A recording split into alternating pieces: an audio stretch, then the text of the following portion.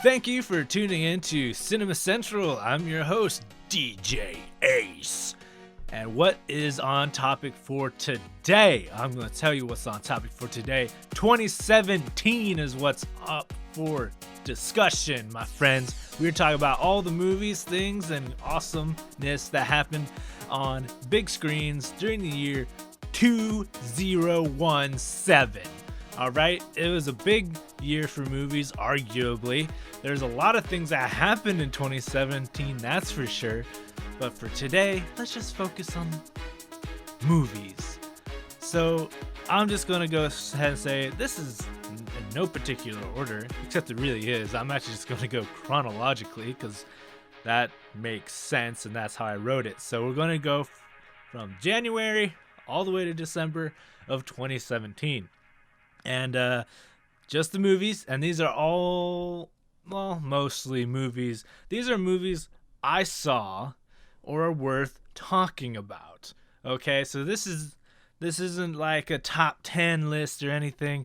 This is literally just a review of movies from the year 2017. Okay, I cannot make it any more simple than that. So we're going to jump right into things. And like I said, lots of good stuff, some bad stuff, some middle of the road kind of stuff, and some exceptional things happened with movies in the year 2017, okay? So, here we go. January 2017, very beginning of the year, two movies of note. The first one is Hidden Figures. Hidden Figures is such a great movie. It was nominated for Best Picture, among other things, at the last Oscars. It's such a passionate film, and if you don't know what it's about, it takes place in the early 1960s. It's about three African-American women working for NASA, and these three individuals helped get John Glenn into space to orbit the planet. So I think it's a really, really good story. But not only that, it's told really well. It's fun. It's enjoyable. It's serious. Has a lot of pertinent themes. And it's close to near and dear to my heart because my senior project was about John Glenn, as it were. So I actually watched this film as kind of just some of the research I did for that project. So it's a great film. Obviously, the three leads were outstanding. And I'm also going to give a shout out to Kevin Costner because he had a couple good moments in there as well. The other film that came out in January is Split. This is like the comeback for M. Night Shyamalan because it was actually a good movie. It was crazy and it was good. It was like this weird psycho thriller thing, which is what he does. And oh my gosh, it was fun. And I am all on board because of the ending where he tied it into Unbreakable. And that sequel is coming out in 2019. It's called Glass. And it's going to be so fun. Also, James McAvoy killed it playing the dude with 24 personalities. Oh my goodness, he killed it in that movie. And I'm so surprised he did not get nominated for anything because, oh man, that was nuts. February, or as people like to say, the love month. Just kidding. Valentine's Day is in February. That's all that really means. But there are some good movies in February. John Wick Chapter 2 came out. And John Wick 1 was amazing, and John Wick 2 was still crazy. You could say it's a big bang for your buck, I guess. But yeah, crazy action, crazy cliffhanger. Can't wait for Chapter 3. Love Keanu Reeves. What he's doing, what he's up to in these films is completely insane. And it might have been the largest kill count ever on screen because the first John Wick had 77 on-screen kills. John Wick Chapter 2 had 128. It's like so much more death. I don't know why I'm laughing. It's terrible, but geez. So if he doesn't like single-handedly kill like 200 people in the sequel, I'm going to be disappointed. And this is like the other fun movie of February, Lego Batman movie. Obviously snubbed for an Oscar, but we don't need to get in that today. But it was a lot of fun with Lego Batman and just the Lego animation period. I mean, Legos were like my jam as a kid, so I love these movies. And it had a really fun, meaningful message at the end, and it's just a lot of fun, really nerdy, and I enjoyed it through and through. This next movie, I didn't see it. I did not get out to see Get Out, but I heard it's good. I'm just not a huge horror fan or anything like that, but it's obviously a big deal because it got nominated for a bunch of stuff. But it's definitely one of the bigger success stories of 2017 because obviously people are still talking about it. But what I mean by bigger success is that it had a production budget of $4.5 million and it made $255 million worldwide. That is definitely a net gain. All right, in March we have Power Rangers. Oh boy. I watched it. I didn't dig it. I'm sorry. I'm not familiar with the source material at all, but even though it was still a pretty mediocre film. Like, if I want to see giant robots fighting giant monsters, I'm going to watch Pacific Rim because it did it so much better anyway and didn't have the weird teen drama. So, you know what? Whatever. I mean, I know that's what Power Rangers is all about, but yeah, it was pretty mediocre, not going to lie. Kong Skull Island, on the other hand, is the other March movie I watched, which was a lot of fun, actually. It was actually a really good movie. Obviously, the first King Kong movie came out back in 2005, I think. And this one obviously had some significant cliffhangers for a wider universe, shared universe thing. So I'm excited for the sequel. So, and if you don't know what I'm talking about, they are going to mash up King Kong with Godzilla sometime in the future because it's all in the same universe now. And 2014 Godzilla was a really good film as well. Even though Godzilla was barely in it, I felt like the build-up was good enough that the infight was still pretty wicked. I think it's a shame that we won't see Tom Hiddleston and Brie Larson, more than likely because Skull Island takes place in 1973. So, considering Godzilla took place in modern times, I'm hesitant to say we'll see them again. But, I mean, they could do like an in-the-middle-of-the-road kind of a thing. Because it's not like Godzilla's not around. He's probably off doing his thing, wrecking Japan or something. But yeah, I don't know. We'll see what happens. But I'm excited either way. All right, this one, Beauty and the Beast. Yay. It was the second highest grossing film in 2017, so I figured, hey, why not give it a try? It made over $1 billion. Why not, right? Well, I did watch it, and guess what? There was singing. Yay! And a happy ending. Yay! And nothing we didn't already know. Yay! Wait. Okay, so yeah, I mean, it's Beauty and the Beast. Everyone knows this story. I wasn't entirely thrilled with it. I'm sorry. It's just the way it is. All right. Oh, yes. Logan. Yes. Yes, yes, yes, yes. Logan is a cinematic masterpiece, and it's the only Marvel film that has ever made me cry at the end, okay? Like, oh my goodness. Hugh Jackman, Patrick Stewart, Daphne King, they all kill it in this movie. This is such an emotional story. It is so worthwhile watching it, and I cannot say enough good things about this movie. Like, oh my goodness, Hugh Jackman played the same character for 17 years, and he kills it at the end. And man, if they don't give him like some sort of honorary Oscar for this, I'm going to be disappointed. Sorry, I got passionate there. Anyway, moving on.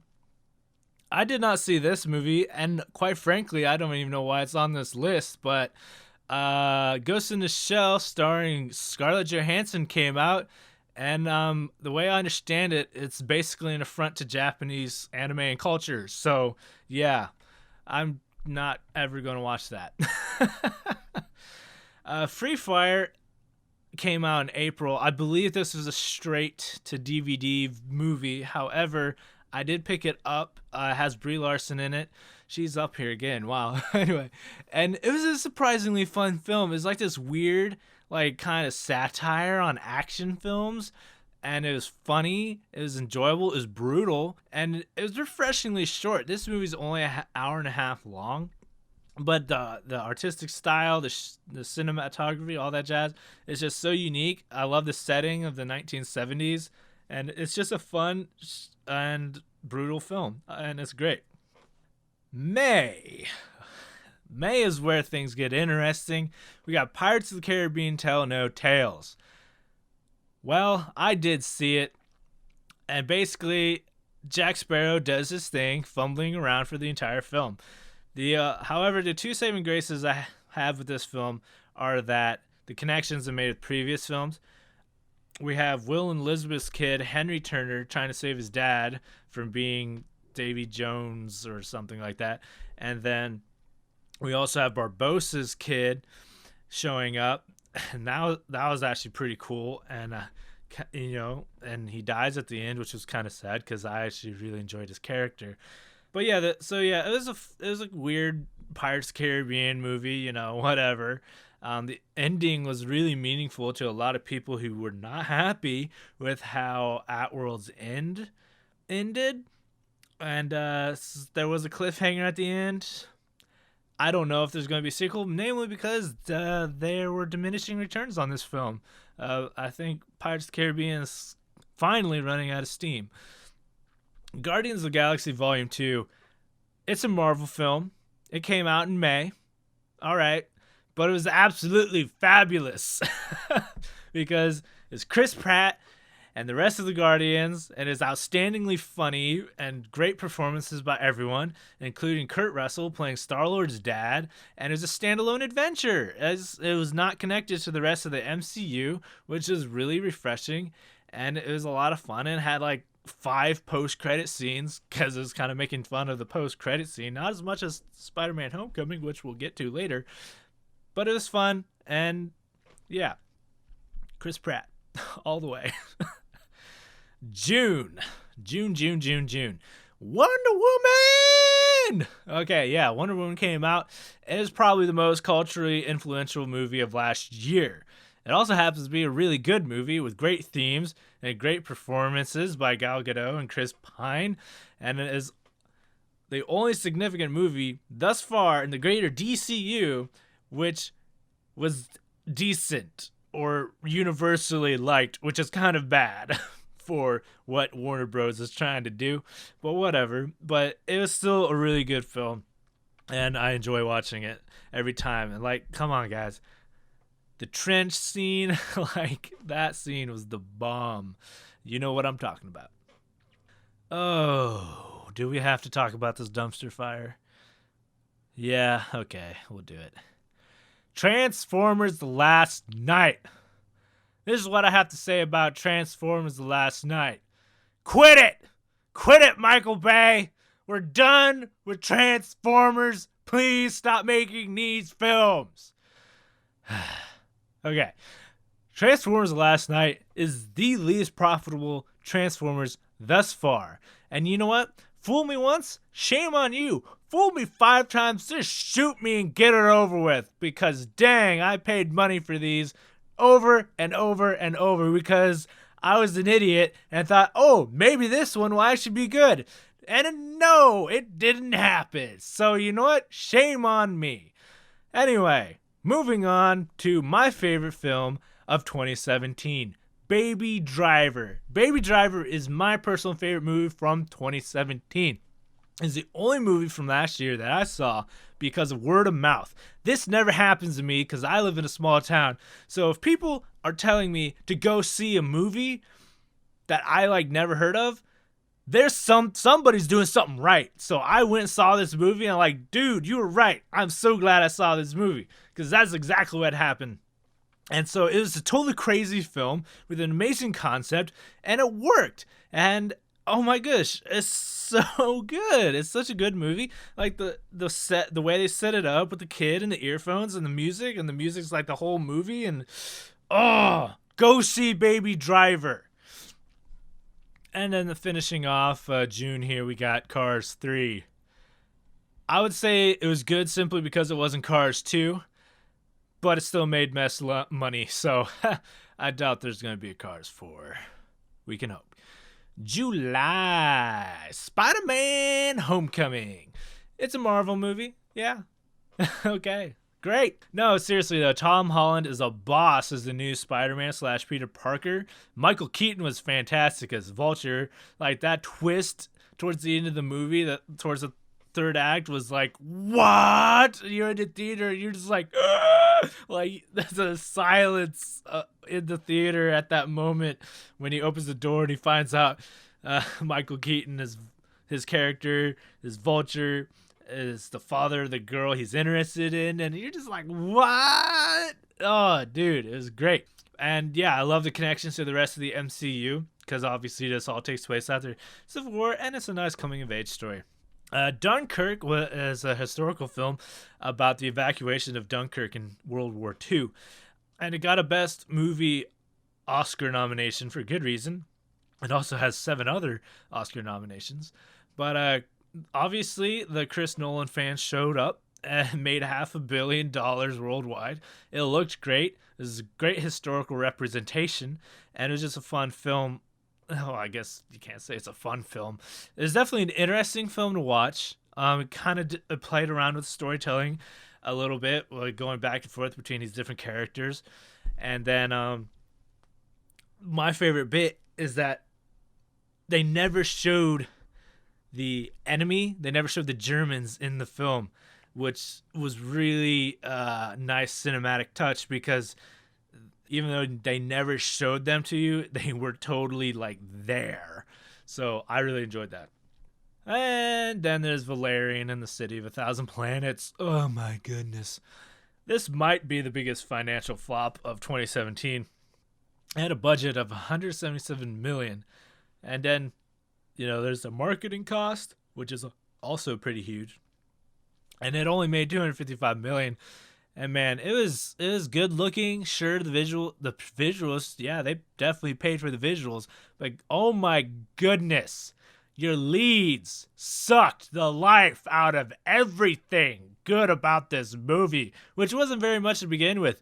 But man, I've never seen a movie where the 2 lead characters just sucked the life out of everything like that before. It was astounding. Jeez. August of 2017 is notorious as the dead zone of movies because no significant releases happened in August. It was kind of scary, to be honest. Like, it was weird. Like, I just went and saw Baby Driver again because nothing else was that. My theater took Baby Driver out and then put it back in because nothing was playing in August, which turned out great for me, but maybe not for moviegoers everywhere else. The only thing that came out was Dark Tower. I watched it. It was all right. At least it was coherent. But I never read the book. But apparently it's a terrible book adaptation, which honestly, we shouldn't even be surprised about this anymore because since when does that ever work? Like, honestly, it doesn't. So moving on. September, my favorite month of the year. Only because my birthday's in September, but that's besides the point. I didn't see this movie because, again, I'm not a horror fan. But it is worth mentioning because we're talking about the movie It, because it's the other huge success story of the year because it cost $35 million to make and made $700 million. It's also the first movie to release in September, which also might have something to do with it because people wanted to go see a movie after August, like geez. So yeah, there it is. Kingsman: The Golden Circle. I saw the first one, saw this one. Performed similarly to Secret Service. Still a crazy action film with a super wonky plot. What more can I say? Lego Ninjago. Oh boy. Now, I know earlier I said I love Lego movies because I still do. The animations are still sick. But man, this movie could have been so much more than what it ended up being. It was still good looking and funny, but it didn't have as much it didn't have as big of an appeal as previous Lego films. Not to mention, it was really confusing because there's already a cartoon show that does this storyline way better anyway. So, yeah, it was kind of a miss. October has Blade Runner 2049. So, if you've seen this movie, then you know, as well as I do, that this is a 3-hour mind roller coaster that has you questioning pretty much everything about existence and humanity. Like, yeah. Oh my goodness. It was nuts. But as a good sequel, had great performances by Ryan Gosling and Harrison Ford. Again, a worthy successor to the original film.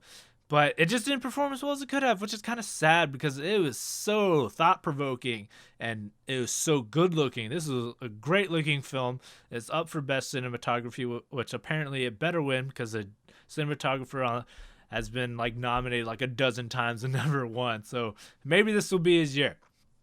November, Justice League. November is the interesting month for films because this is the month that Thor Ragnarok and Justice League went up against each other. And Thor Ragnarok won by a lot. But we're going to talk about Justice League first, apparently. The movie that was supposed to be equivalent to the Avengers didn't even come close. It was great casting, but some characters didn't really have enough to do. Also, the behind-the-scenes production problems show in the film. Baby mouth! You know what I'm talking about. And also, in my opinion, it just delved way too much into the DC lore to remain appealing to the general audience.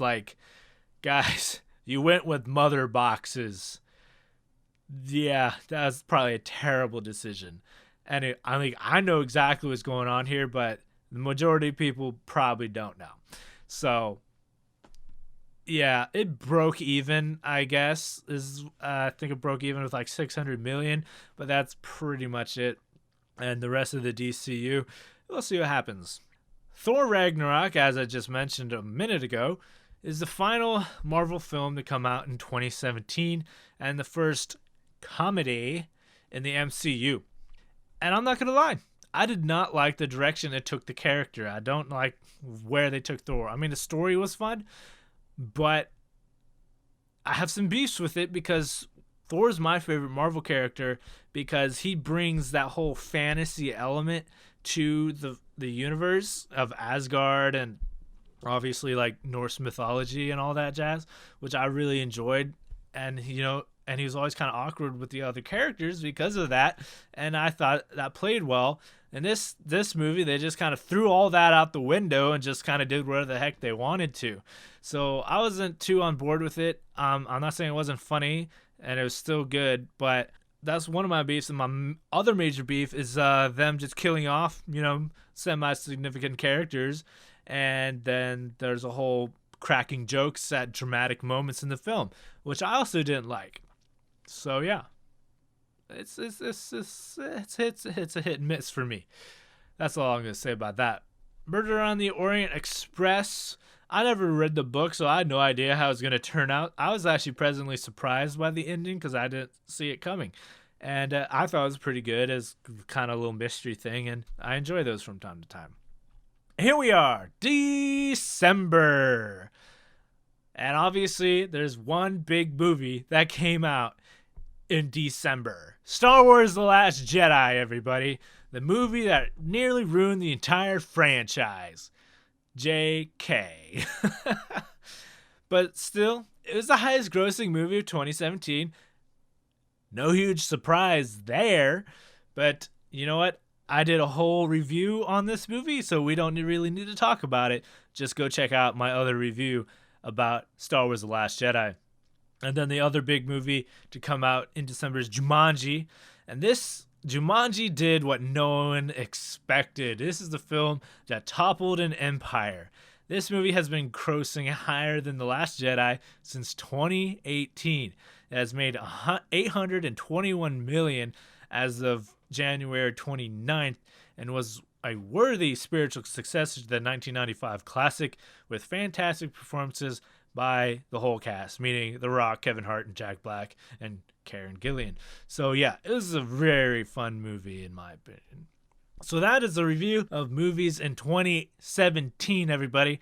I will say it was a pretty good year for movies, all things considered. I give it an 8.5 out of 10 for sure. And if you want to know more about my thoughts about what this year is going to hold, I'm going to have more about that later.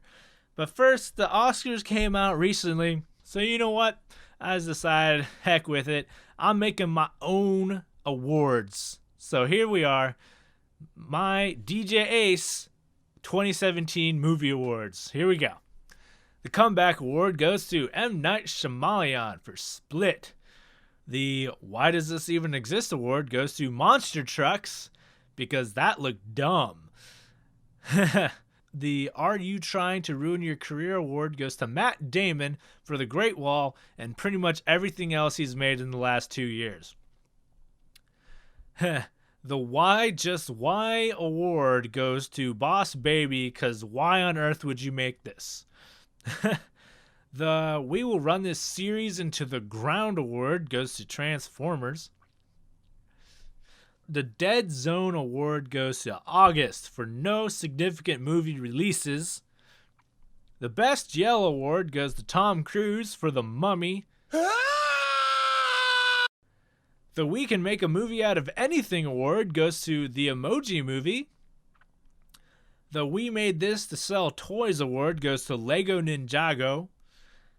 The I Forgot I Was Seeing a Movie Award goes to Blade Runner 2049 because I was just totally lost in thought because it's that thought-provoking. The Obligatory Disaster Film Award goes to Geostorm. The Obligatory Shark Film goes to 47 Meters Down. The I Should Really Probably Think About Retiring Now Award goes to Morgan Freeman and Tommy Lee Jones for Just Getting Started. The Fastest Edit of All Time Award goes to All the Money in the World because they had to completely recast Kevin Spacey, refilm, reshoot, re-edit, and everything in like a week before release. So, good job, everybody. The I Might Have Risked Seeing This Movie Award goes to Happy Death Day. Like I said, I don't do horror movies, but this one looked intriguing enough that I might actually watch it sometime. And then Someone Really Wants an Oscar Award goes to Gary Oldman for Darkest Hour. That dude really wants it. And now, a moment of silence for In Memoriam 2017. Kevin Spacey's career. Force Awakens fan theories. Extended universes. And Hugh Jackman as Wolverine. Alright, everybody. This has been Cinema Central. I'm DJ Ace. Be sure to hit that subscribe button. And next time is going to be my preview of movies coming out in 2018. See you on the next one. Booyah!